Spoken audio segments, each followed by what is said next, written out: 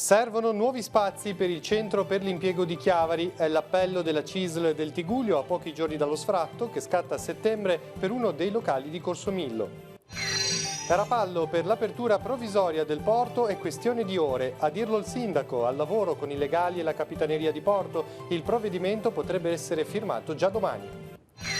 La vigilanza è il tema centrale dell'Angelus domenicale. Il Papa ha esortato ad essere vigili e in contatto con il Signore. La lampada della fede, ha detto, è per il bene anche dei fratelli. Riscoprire la bellezza di una vita donata piuttosto che fondata sui beni materiali è l'invito che il Vescovo ha formulato a Pianezza di Cicagna in occasione della festa di San Rocco. Debutto stagionale amaro per la Virtus Entella, biancocelesti sconfitti al Comunale 2-1 dal Sud Tirol nel turno preliminare di Coppa Italia. Una sconfitta meritata è il commento di mister Boscaglia.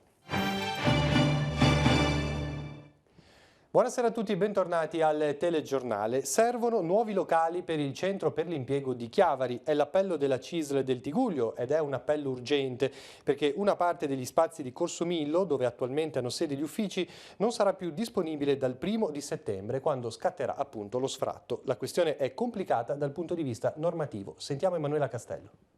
Appello per il centro per l'impiego di Chiavari. La CISL del Tigullio solleva il caso a pochi giorni dallo sfratto imposto per il 1° di settembre per uno dei 3 locali dove hanno sede attualmente gli uffici.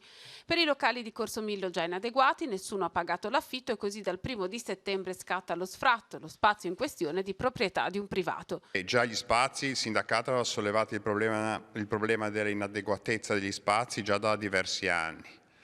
Adesso abbiamo saputo che una parte degli spazi dedicati al centro per l'impiego di Chiavari non sono più agibili perché c'è lo sfratto, in quanto non è stato più pagato l'affitto da 3 mesi e quindi hanno ricevuto lo sfratto e questo ulteriormente complica la situazione. Il problema si amplificherà proprio da settembre quando ai 25 impiegati che attualmente lavorano nei locali del centro per l'impiego si aggiungeranno i 5 navigator che sono stati assegnati a Chiavari per accompagnare le circa 1000 persone del Tigullio e del Golfo Paradiso che risultano assegnatarie del reddito di cittadinanza. E questo è solo uno dei servizi che fanno capo al centro per l'impiego che partiranno in autunno.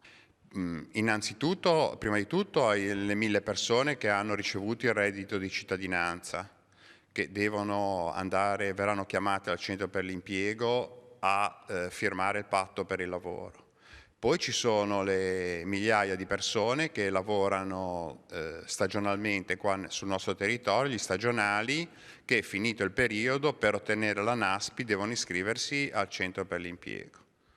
E poi ci sono altre iniziative che dovrebbero partire per quello che riguarda i disoccupati, sempre in carico ai centri per l'impiego. Perché si è venuto a creare questo stato di cose? Perché nel passaggio di competenze da città metropolitana, ex provincia di Genova, ad Alfa, Agenzia regionale per il lavoro, la formazione e l'accreditamento, il contratto non è mai stato volturato. La competenza è poi passata direttamente alla regione, ma con l'intervento di una norma di legge che di fatto esclude da tale competenza il reperimento ed il mantenimento dei locali che, stante una vecchia norma, spetterebbe ai comuni.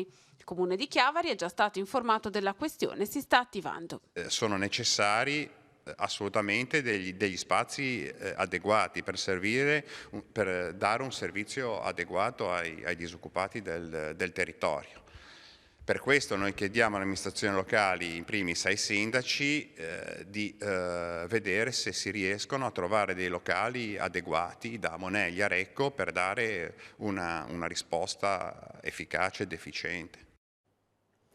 Su questo tema la competenza non è della Regione, lo ha spiegato l'assessore regionale Gianni Berrino che ha la delega anche alle politiche del lavoro. Il problema del sovraffollamento sino ad oggi non era noto, ha aggiunto, ma sapevamo che con l'arrivo dei navigator e l'introduzione del reddito di cittadinanza le maggiori competenze del centro per l'impiego avrebbero potuto creare problemi di vivibilità degli spazi. Per questo, ha concluso Berrino, abbiamo già scritto ai comuni interessati per trovare una soluzione. Per la riapertura provvisoria del porto Carlo Riva di Rapallo sarebbe questione di poco, a dirlo il sindaco Carlo Bagnasco, contattato telefonicamente in serata. Sono ore determinanti per la riapertura, ha spiegato, e stiamo lavorando con i legali e la capitaneria di porto. Al vaglio tutti gli elementi che consentono la riapertura dello scalo in via temporanea, così da rispettare tutte le prescrizioni in modo legittimo e trasparente. Ad ora non ho ancora firmato l'ordinanza di riapertura, ha concluso Bagnasco, ci sono ottime possibilità che questo possa avvenire già domani.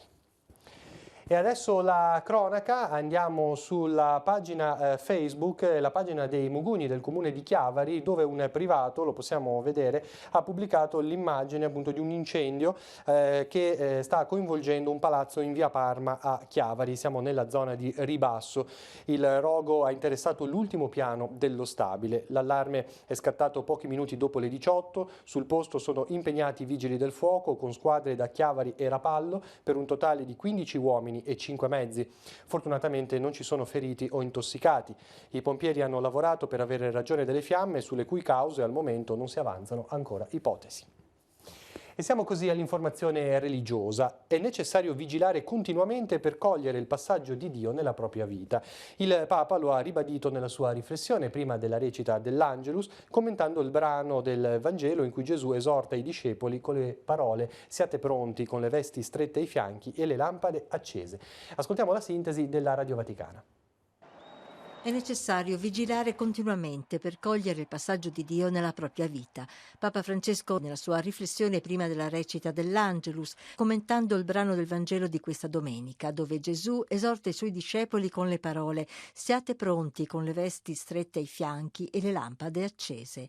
L'immagine delle vesti strette ai fianchi è quella del pellegrino pronto per il cammino, e Francesco spiega. Si tratta di non mettere radici incomode e rassicuranti dimore, ma di abbandonarsi, di essere aperto con semplicità e fiducia al passaggio di Dio nella nostra vita, alla volontà di Dio, che ci guida verso la meta successiva. La vita di fede non è statica, prosegue, presenta sempre tappe nuove che il Signore stesso indica giorno dopo giorno. Le lampade accese rischiarano il buio della notte e il Papa dice che è necessario vivere una fede matura per illuminare le tante notti della vita. Ma la lampada va alimentata con la preghiera costante e l'ascolto della parola. E il Papa a braccio ripete la raccomandazione già fatta in altre occasioni di portare sempre con sé un piccolo Vangelo per leggerlo. È un incontro con Gesù, dice, con la parola di Gesù, poi riprende. Questa lampada dell'incontro con Gesù nella preghiera e la sua parola si è affidata per il bene di tutti. Nessuno dunque può ritirarsi intimisticamente nella certezza della propria salvezza disinteressandosi degli altri. È una fantasia credere che uno possa illuminarsi dentro. No, è una fantasia. La fede vera apre il cuore al prossimo e sprona verso la comunione concreta con i fratelli, soprattutto coloro che vivono nel bisogno. Parliamo ora di immigrazione, un tema molto attuale. Di recente il presidente di Caritas Africa è intervenuto sull'argomento invitando il continente africano a svegliarsi e a scegliere buoni leader. Solo così, ha sottolineato, il paese potrà uscire dalla povertà. Ascoltiamo. Se milioni di africani si spostano da un'area all'altra del continente, la colpa è dell'instabilità politica e ambientale. A dirlo, in un colloquio tenuto a margine dell'assemblea plenaria delle conferenze episcopali dell'Africa e del Madagascar, che si è svolto a Kampala, è stato l'arcivescovo ghanese Monsignor Gilbert Justice Anokie, presidente di Caritas Africa. Il presule fa il punto della situazione. Abbiamo guerre civili in paesi come Sud Sudan ed Eritrea, dice, l'estremismo religioso in Somalia, Boko Haram in Nigeria, Al-Qaeda in Mauritania, instabilità in Burkina Faso e Costa d'Avorio. Tutti fattori, dice ancora Monsignor Anokie, che provocano la migrazione delle persone. A questi, aggiunge l'arcivescovo, si aggiungono disastri naturali come i cicloni che hanno interessato il Mozambico, lo Zimbabwe e il Malawi e altri imputabili all'uomo come lo sfruttamento selvaggio del suolo e del sottosuolo. Fin qui nulla di nuovo, così come l'invito di Monsignor Ranocchie a far sì che tutti questi danni siano evitati. La novità, nelle parole del presule, sta nel puntare il dito contro le scelte politiche attuate sino ad oggi. La povertà in Africa è una scelta, ha detto a Kampala. I problemi dell'Africa derivano da scelte sbagliate. Questo accade quando si scelgono leader che non sono validi. Prosegue il presule. Abbiamo votato leader corrotti, seguendo criteri tribali, oppure per paura o per ottenere favori. Abbiamo scelto leader che non hanno aiutato l'Africa a crescere dopo l'indipendenza. Ne abbiamo avuto alcuni di buoni che sono stati però esclusi dal potere da colpi di Stato, istigati da persone o paesi che hanno propri interessi. L'arcivescovo sottolinea dunque che paesi come Malesia e Singapore sono usciti dalla povertà perché hanno scelto buoni leader. Anche l'Africa può crescere, sottolinea Monsignor Ranocchie. Dormiamo da molto tempo, dovremmo alzarci subito. Ciò avverrà se scegliamo buoni leader che portino una vera democrazia e proseguano buone politiche non per le proprie tasche o per le loro famiglie o per il gruppo etnico di appartenenza. Quell'era è passata, conclude, e non dovrebbe essere più consentita in Africa. Andiamo ora a Genova, si è conclusa la demolizione del ponte Morandi, leggiamo la notizia anche dal sito ANSA della Liguria, l'annuncio è stato dato dai responsabili dei demolitori. La demolizione dell'ex viadotto è conclusa, lo ha detto Vittorio Omini a margine della cerimonia di apertura oggi del bypass di Via Porro. A chiudere definitivamente sono stati i lavori sulle pile 1 e 2 del Morandi, quelle immediatamente a ridosso della collina di Coronata nella parte ovest del viadotto. E mercoledì, in occasione del primo anniversario del crollo del ponte Morandi, il cardinale Angelo Bagnasco celebrerà la messa di suffragio nel luogo dove sorgeva un tempo il ponte e dove ora si sta lavorando alla ricostruzione. La tragedia ha reso Genova più coesa, ha commentato l'arcivescovo ai microfoni della Radio Vaticana. Lo ascoltiamo. Come ha guardato Genova, il mondo con grande partecipazione, il grande dolore. Così adesso guarderà Genova cercando di capire quanto la sua forza d'animo, la sua capacità, il suo ingegno, la determinazione riesce a guardare avanti al proprio futuro, della città, della sua gente. Questa attesa, con l'aiuto di tutti, innanzitutto del buon Dio, penso che sia un'attesa che ha dei frutti. Genova dà prova di sé, grazie ai suoi cittadini, alle istituzioni e alla sua fede. Dalle rovine del ponte sembra che la città si sia ricompattata, sia rinata. Certamente, è stata una sorpresa grande che da una tragedia come questa, con tante vittime, dolore, i familiari, gli sfollati, con tanti che hanno perso le proprie attività, sia improvvisamente sprigionata una compattezza nuova, la voglia di stringersi gli uni agli altri non per rinchiudersi ma per guardare meglio in avanti.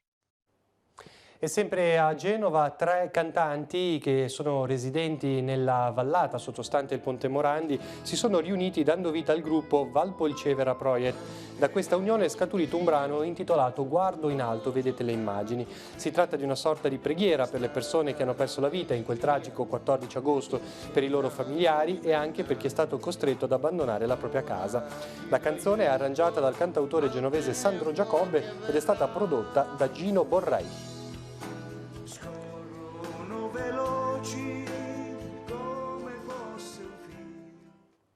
Veniamo in diocesi, il vescovo ha visitato la comunità di Pianezza a Cicagna in occasione della festa di San Rocco. Monsignor Tanasini ha rivolto un invito a riscoprire la bellezza del dono di sé piuttosto che a basare la propria vita sulle cose materiali. La sintesi nel servizio. Fondate tutto non su quello che possedete, ma su quello che sperate. A Pianezza il vescovo torna sull'invito del Vangelo a non dare peso ai beni terreni che ingannano e non risolvono la vita, ma lasciarsi guidare da Dio, sovrano buono, che salva e non schiaccia, che dona a tutti la possibilità di avere relazioni fondate su generosità, fraternità e amore. Questo, dice Monsignor Tanasini, vale più degli egoismi e delle violenze di oggi. San Rocco, festeggiato nella chiesetta di Pianezza, è un esempio di questo invito. Ricco e facoltoso, ha lasciato tutto per diventare pellegrino e nel cammino verso Roma ha scoperto la bellezza della carità verso gli altri. Anche oggi si può vivere così, sottolinea il vescovo, è una prospettiva di speranza e bellezza. Non lasciare che i nostri impegni terreni siano tali, ci prendono in modo tale da dimenticarci questo sguardo alto, da toglierci il senso di quello che è il futuro vero della nostra esistenza. E noi abbiamo bisogno di recuperare questo senso del futuro della nostra esistenza, dell'essere pellegrini. Accettiamo questa sfida. Il vescovo è stato accolto da Don Marco Gattorna, prossimo al nuovo incarico di parroco di Cicagna e De Zerega. Il giovane sacerdote terrà le parrocchie di Soglio, Orero e Pianezza, mentre lascerà Canevale e Coreglia.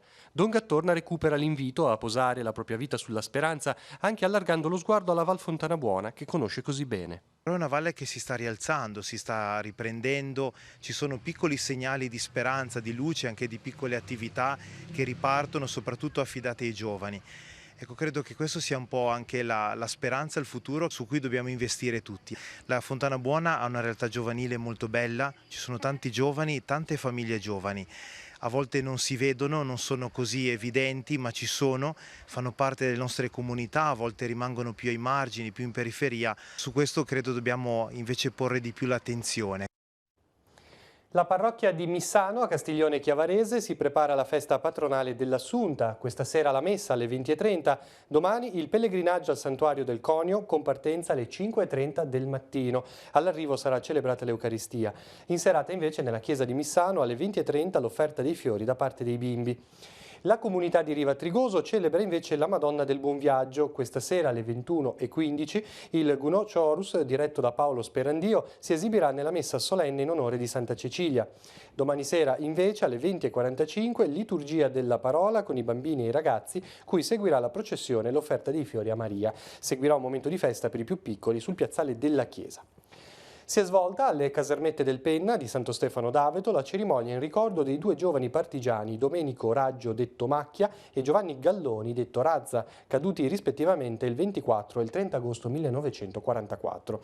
Alla commemorazione organizzata dal Comune e dall'Ampi del Tigullio hanno preso parte il consigliere regionale Claudio Muzio, l'assessore comunale Marta Marrè in rappresentanza del Comune di Santo Stefano d'Aveto. C'erano anche il sindaco di Casarza Ligure, l'assessore Mauro Battilana in rappresentanza del Comune di Sesti Levante e il vice sindaco di Carasco Silvano Cuneo. Salgono a 10 i defibrillatori installati sul territorio comunale di Chiavari, un nuovo dispositivo DAI che è stato inaugurato nei giorni scorsi davanti alla stazione ferroviaria e donato alla città dal comitato locale della Croce Rossa. In autunno poi ci sarà un momento di formazione per l'utilizzo di queste apparecchiature, un momento che sarà aperto a tutta la cittadinanza. Sentiamo. Abbiamo pensato di donare noi alla popolazione un defibrillatore, anche considerando le loro offerte quando abbiamo distribuito il nostro calendario, quindi abbiamo dato qualcosa in cambio anche alla cittadina, sperando che non serva mai, però nei primi minuti d'arresto è utilissimo e può salvare una vita. Un altro nodo si aggiunge alla rete dei defibrillatori installati a Chiavari per assicurare nella maniera più capillare possibile il rapido intervento in caso di persone colpite da attacco cardiaco. Il 10° DAI, in funzione in città, è stato recentemente inaugurato in via Medaglie d'Oro, all'altezza dell'attraversamento pedonale per la stazione ferroviaria. A donarlo alla popolazione il Comitato di Chiavari della Croce Rossa Italiana. Un primo soccorso in caso di arresto cardiaco. Ecco, si spera non succeda mai, però è un evento che potrebbe accadere. E la stazione di Chiavari è un punto dove c'è molto passaggio, per cui è stato scelto da me questo luogo per questa motivazione. Al taglio del nastro erano presenti numerosi rappresentanti dell'amministrazione chiavarese, un dono, quello della Croce Rossa cittadina, che va a beneficio di tutta la cittadinanza, che deve essere in grado di poterlo utilizzare in caso di necessità. A questo proposito si inserisce l'iniziativa che in autunno si svolgerà all'Auditorium San Francesco. La Croce Rossa di Chiavari, insieme al 118 presso l'Auditorium San Francesco, organizzerà un corso per l'utilizzo di questi defibrillatori aperto a tutta la popolazione. È intenzione del Comune della Croce Rossa di Chiavari coinvolgere anche le scuole per far sì che tutti siano edotti sul corretto funzionamento. Procede quindi la campagna di sensibilizzazione sull'utilizzo dei defibrillatori. Continuiamo a dotare la nostra città per far sì che sia una città cardioprotetta. Ad assistere alla cerimonia anche una delegazione di volontari accompagnati da Roberto Sanna, direttore della centrale operativa del 118. Non si ferma qui l'impegno per estendere la rete di cardioprotezione cittadina. A breve saranno messi in funzione altri 7 defibrillatori da dislocare in diverse aree, periferiche e non, della città di Chiavari.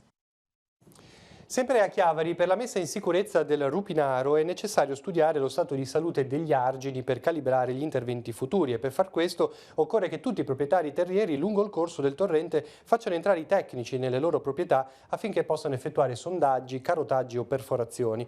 Non tutti i soggetti coinvolti sino ad oggi si sono resi reperibili e ora, con un'ordinanza firmata dal sindaco, il Comune impone a 14 proprietari che non si sono ancora fatti vivi di far accedere i tecnici per il completamento delle indagini. Il personale incaricato potrà entrare in queste aree dal 26 agosto e sino alla fine delle operazioni necessarie. E l'amministrazione chiavarese ha sottoscritto una convenzione operativa con Infratelli Italia per realizzare una rete di fibra ottica pubblica sul territorio comunale. Il Comune metterà a disposizione i propri uffici ed eventualmente proprie infrastrutture per sviluppare la banda ultralarga che sarà messa a disposizione degli operatori che vorranno attivare servizi verso cittadini e imprese. L'accordo fa parte dell'intesa quadro tra Stato e Regione per investire nella diffusione della rete in aree dove gli operatori privati di telecomunicazione non hanno manifestato interessi. Per la cronaca, vigili del fuoco di Rapallo al lavoro questa notte per 2 ore a Sori, in via Teriasca, un rogo, le cui case sono in via di accertamento, ha distrutto 5 auto e 2 scooter. A fuoco anche alcuni cassonetti della differenziata da dove l'incendio potrebbe essere divampato. Lo spegnimento delle fiamme si è protratto dalle 2 sino alle 4 di questa mattina. E sempre questa notte a Santa Margherita Ligure i carabinieri hanno denunciato 3 persone per guida in stato di ebbrezza. Si tratta di 3 giovani, di cui 2 ragazze di età compresa tra i 20 e i 27 anni, risultati positivi all'alcol test con un tasso tra 0,98 e i 3,56 grammi per litro. Le patenti sono state ritirate. E siamo così allo sport, debutto stagionale amaro per la Virtus Entella, i biancocelesti al Comunale di Chiavari sono stati sconfitti 2-1 dal Sud Tirol nel turno preliminare di Coppa Italia. Una sconfitta meritata, ha commentato a fine gara mister Boscaglia. Sentiamo. Non parte bene la stagione dell'Entella che perde nel primo impegno ufficiale al Comunale, superato 2-1 in casa dal Sud Tirol. La formazione che giocherà al prossimo campionato di Serie C, allenata da Stefano Vecchi, si è portata in vantaggio nel primo tempo. Immediata la reazione degli uomini di Boscaglia che hanno trovato l'1-1 con Andrea Paolucci. Nella ripresa l'Entella non si è dimostrata ancora in forma dal punto di vista atletico. Il Sud Tirol ci ha creduto e ha trovato il gol della vittoria con Morosini sugli sviluppi di un calcio di punizione a 7 minuti dalla fine. L'Entella quindi esce da questa competizione, non andrà a giocare alla Dacia Arena contro l'Udinese la settimana prossima, ci andrà il Sud Tirol. Adesso per la formazione di Boscaglia 2 settimane di duro lavoro, perché il 24 di agosto si comincerà a fare sul serio al Comunale, arriverà il Livorno per la prima partita del campionato di Serie B. Al Comunale Sud Tirol batte Entella 1-2. Credo sia stata una partita equilibrata, forse abbiamo avuto qualche occasione di più nel secondo tempo, però è stata una partita tirata, combattuta, lottata, è stata credo già una partita vera. Abbiamo fatto una brutta partita sotto tutti i punti di vista, sul piano del palleggio, dell'intensità, dell'aggressività, dello sfilacciamento, perché non siamo stati compatti soprattutto nel secondo tempo, mentre nel primo abbiamo tenuto, nel secondo abbiamo faticato. Avete fatto girare la palla bene nel primo tempo, mancato probabilmente un po' di lucidità negli ultimi 30 metri. Ti chiedo se è una componente fisica, psicologica, se c'è ovviamente qualche meccanismo ancora da oliare, come te lo spieghi questo? Ma sicuramente c'è ancora qualche meccanismo da oliare. Oggi per la prima volta giocavamo insieme anche alcuni ragazzi che non avevano mai giocato con noi. Siamo ancora in mezzo alla preparazione, perché comunque anche questa settimana abbiamo lavorato tanto. Io cerco di prendere i lati positivi di questa partita. Per il primo tempo secondo me abbiamo fatto bene, al di là del gol evitabile, ma è stato preso perché abbiamo sbagliato una palla in fase offensiva, abbiamo preso contropiede, eravamo messi male, abbiamo preso gol. Ci sta in questo periodo della stagione, penso che sia anche normale, quindi lavoriamo sugli errori e cerchiamo di andare avanti sulle cose che oggi hanno funzionato. Federico Bianchi è il nuovo presidente della Lega Navale Italiana di Chiavari e Lavagna. È stato rinnovato infatti il collegio direttivo per il triennio 2019-2022. Cardiologo, iscritto da anni alla sezione e appassionato di vela, ha partecipato anche a diverse regate ottenendo anche dei successi. Vicepresidente è Ferdinando Ditto Galletti, Enrica Bertini è il nuovo tesoriere, mentre il segretario è Fausto Ladavas. Il presidente uscente, Umberto Verna, ora è invece il nuovo consigliere allo sport. Questa sera sul lungomare di Chiavari va in scena il Carnevale d'Agosto. Per prevenire problemi di ordine pubblico il sindaco ha firmato un'ordinanza che vieta il consumo, la vendita per asporto e la somministrazione di bevande di qualsiasi tipo in contenitori di vetro fino alle 6 di domani mattina 13 agosto. Questo nella zona compresa tra via dei Velieri e piazza Leonardi. Per quanto riguarda gli alcolici, l'unico divieto riguarda la vendita e la somministrazione di quelli superiori ai 12 gradi, questo a partire dall'1 di notte. E ricordiamo che per tutta la settimana di Ferragosto a Chiavari non si terrà il servizio di spazzamento meccanico delle strade, questo in virtù del fatto anche che siamo nella settimana clou dell'estate, quindi con grande presenza di turisti. Quindi il servizio sarà sospeso già da questa sera sino a domenica compresa per ripartire regolarmente lunedì 19 agosto. Annullo filatelico speciale per la 70ª edizione della Torta dei Fieschi. Mercoledì sera a Lavagna, Poste Italiane sarà presente con un banchetto allestito in Piazza della Libertà dalle 14.30 alle 19.30. Con l'annullo sarà timbrata tutta la corrispondenza in partenza, presentata direttamente allo sportello temporaneo. Il bollo figurato speciale poi sarà a disposizione all'ufficio postale di Chiavari in Piazza Nostra Signora dell'Orto per i 60 giorni successivi. Ora sfogliamo l'agenda di Telepace e vediamo così tutti gli appuntamenti in programma per la giornata di domani.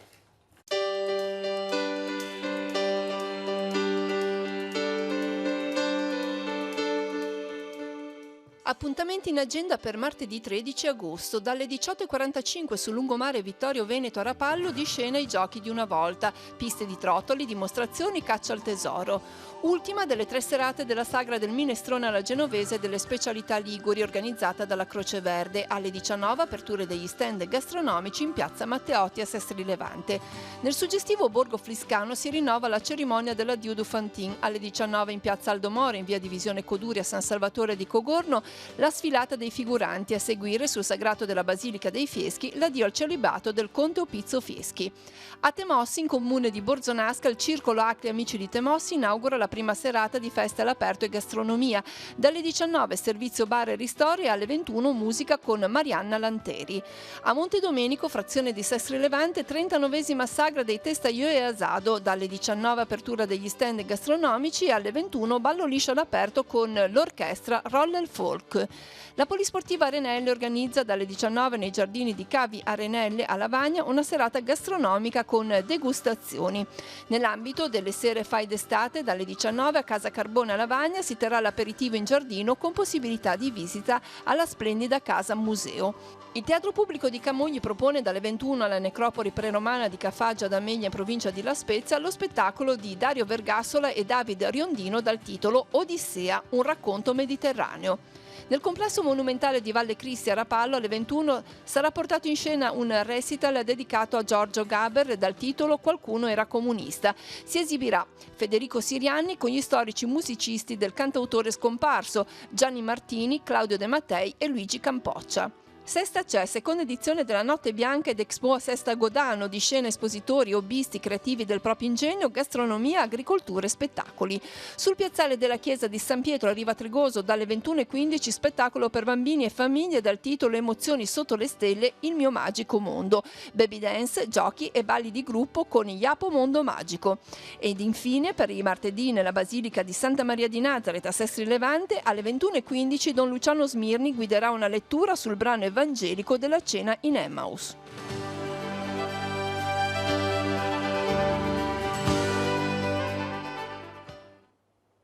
È tutto per questa edizione del telegiornale, ci ritroviamo domattina con la rassegna stampa condotta da Marco Revello. Per tutti gli altri aggiornamenti continuate a seguirci sul sito teleradiopACE.com. Grazie per l'attenzione e buon proseguimento di serata.